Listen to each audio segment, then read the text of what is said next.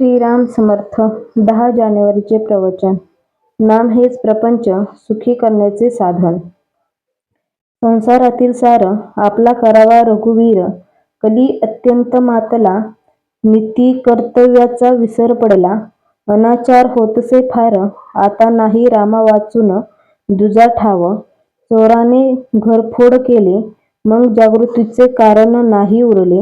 म्हणून असावी सावधान वृत्ती, अखंड राखावी भगवंताची स्मृती. भगवंतासी अनन्य होता, दुःखाची नाही तेथे वार्ता. अभिमान वृत्ती सोडावी बरी, त्यास घडे रामसेवा खरी. सरे मीपणाची उरी, ब्रह्मरूप दिसे चराचरी.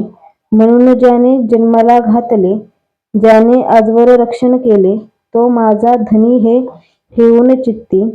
भावे भजावा रघुपती, रामाचे व्हावे आपण. राम जोडावा आपण, हेच जन्माचे प्रपंचाचे मुख्य कारण. म्हणून रामाविन न मानी कोणी त्राता, धन्य त्याची माता पिता.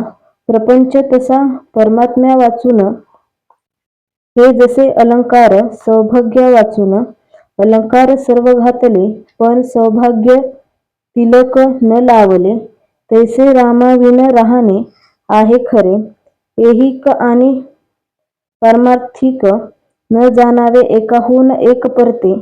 ऐहिक आणि पारमार्थिक सुख रामा वाचून नाही देख. म्हणून शुद्ध असावे आचरण, तसेच असावे अंतकरण, त्यात भगवंताचे स्मरण. हेच प्रपंच सुखी करण्याचे साधन. रामचरणावर ठेवावा विश्वास, हेच परमार्थाचे भांडवल खास. ऐहिक वागण्यात रामाचे स्मरण, हीच परमार्थाची खरी शिकवण. माझे हित भगवंताचे हाती, हीच ठेवावी मनाची प्रवृत्ती. राम करता ही असावी भावना, तो जे करील ते आपल्या हिताचे जाणा.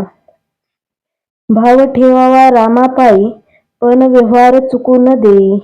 परमात्म्याचे राखणे अनुसंधान, हाच परमार्थाचा मुख्य मार्ग जाण.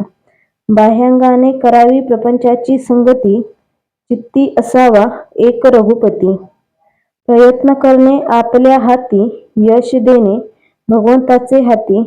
प्रयत्नाला न पहावे पुढे मागे, परी परमात्मा उभा आहे मागे. ही ठेवावी जाणीव मनामध्ये, प्रपंचात दक्षतेने वागत जावे. धीर सोडू नये भगवंताचे आधारावर, निभ्रांत असावे. सर्व कामधंदा घरी करी, पण चित्त लेकरांवरी.